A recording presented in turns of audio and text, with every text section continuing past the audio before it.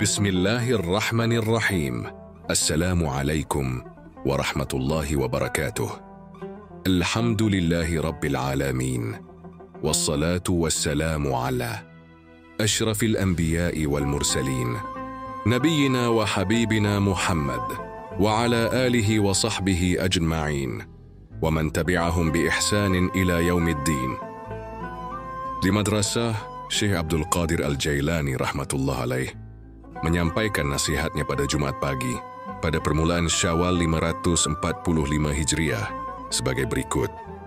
Mengapa engkau banyak belajar tetapi tidak beramal? Bukalah buku ilmu, lalu sibuklah dengan buku amal yang disertai keikhlasan.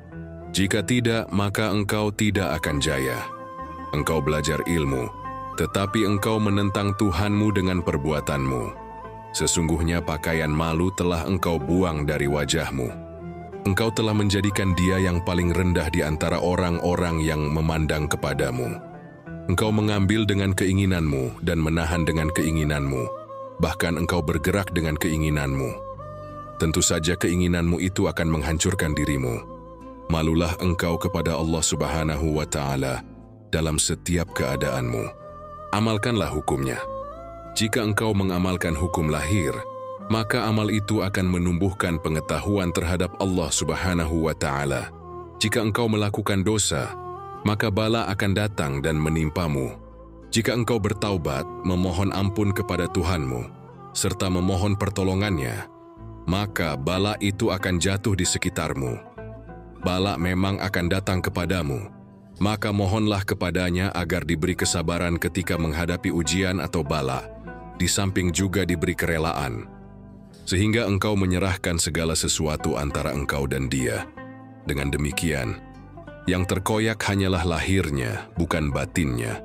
Yang terkoyak hanya harta, bukan agama. Sehingga pada saat seperti itu, bala merupakan kenikmatan, bukan siksaan. Wahai orang munafik, engkau puas mengikuti Allah Subhanahu wa Ta'ala dan Rasul-Nya hanya dengan nama, bukan dengan makna. Sesungguhnya yang demikian itu merupakan kebohongan lahir dan batin, sehingga engkau menjadi hina di dunia maupun di akhirat. Orang yang bermaksiat dan berbohong, dengan sendirinya menjadi hina. Wahai orang alim, janganlah cemarkan ilmumu di depan ahli dunia. Jangan sertai kemuliaan dengan kehinaan. Ilmu adalah kemuliaan dan dunia adalah kehinaan, yakni dunia yang ada di tangan mereka.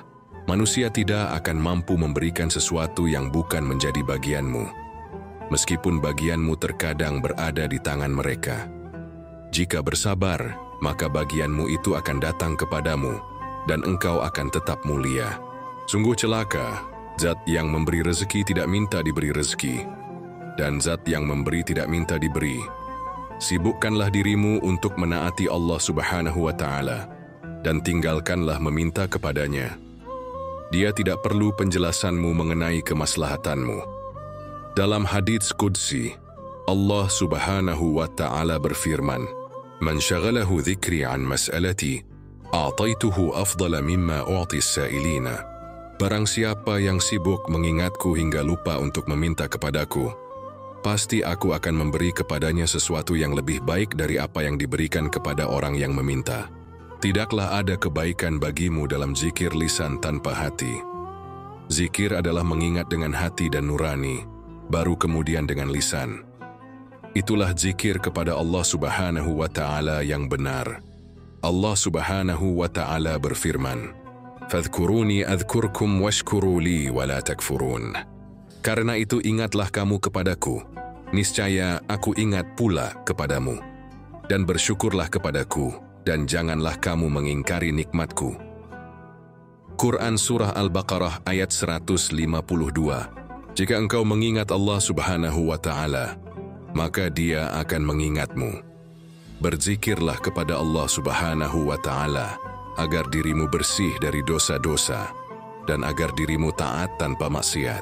Maka ketika itu, engkau termasuk orang yang mengingatnya, engkau sibuk dengannya dan melupakan makhluknya. Jika engkau sibuk mengingatnya, maka engkau tidak akan sempat meminta kepadanya, karena yang engkau tuju hanyalah Dia. dan engkau tidak menghiraukan tujuan-tujuan lainnya. Jika dia menjadi puncak dari tujuanmu, maka dia akan menjadi kunci-kunci gudang kerajaan di tanganmu. Barang siapa mencintai Allah Subhanahu wa Ta'ala, maka ia tidak akan mencintai selain Dia. Cinta kepada selain Dia akan hilang dari hatinya. Jika cinta kepada Allah Subhanahu wa Ta'ala telah masuk ke dalam hati seseorang, maka cinta kepada selain Dia akan keluar dari hatinya. Anggota badannya akan memberinya minum, sedang ia sibuk dengannya lahir batin, bahkan bentuk dan maknanya. Allah Subhanahu wa Ta'ala akan menyiapkan dan mengeluarkannya dari keramaian. Jika semua ini telah sempurna baginya, maka Allah Subhanahu wa Ta'ala akan mencintainya. Engkau tidak punya akal untuk berpikir dan merenung. Engkau telah hadir di dunia, dan malaikat maut pasti akan mendatangimu.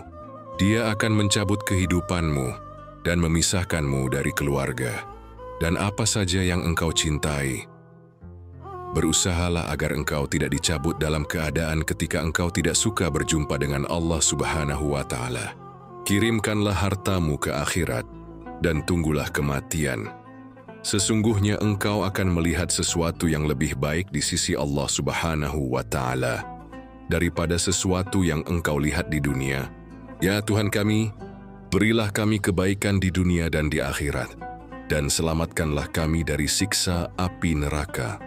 Amin ya Rabbal Alamin. Semoga nasihat singkat ini dapat menjadi pengingat buat hati kita yang selalu lalai. Wabillahi taufiq wal hidayah. Wassalamualaikum warahmatullahi wabarakatuh.